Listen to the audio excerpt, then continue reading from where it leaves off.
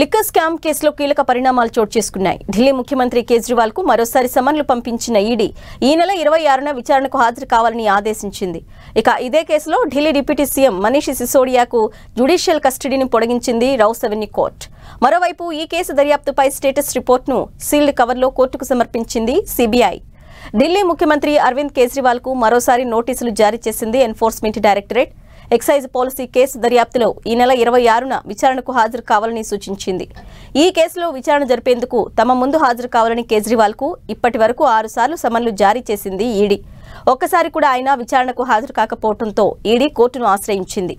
ఈ క్రమంలోనే ఈ నెల 17న వీడియో కాన్ఫరెన్స్ ద్వారా కోర్టు విచారణకు హాజరయ్యారు కేజ్రీవాల్. మార్చి 16న జరిగే విచారణకు వ్యక్తిగతంగా హాజరవుతానని కేజ్రీవాల్ తెలిపారు. ఈ నేపథ్యంలో తీర్పు వచ్చే వరకు సమన్లు పంపడం చట్టవిరుద్ధమని ఆమ్ ఆద్మీ పార్టీ ఆరోపిస్తోంది. దీనికి తోడు 7వ సమన్లపై కేజ్రీవాల్ ఇంతవరకు స్పందించలేదు.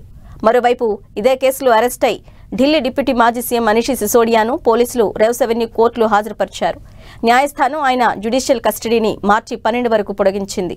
అయితే ఈ కేసులో సిసోడియా దాఖలు చేసిన బెయిల్ పిటిషన్ను మార్చి 2న విచారించనుంది ఢిల్లీ కోర్టు.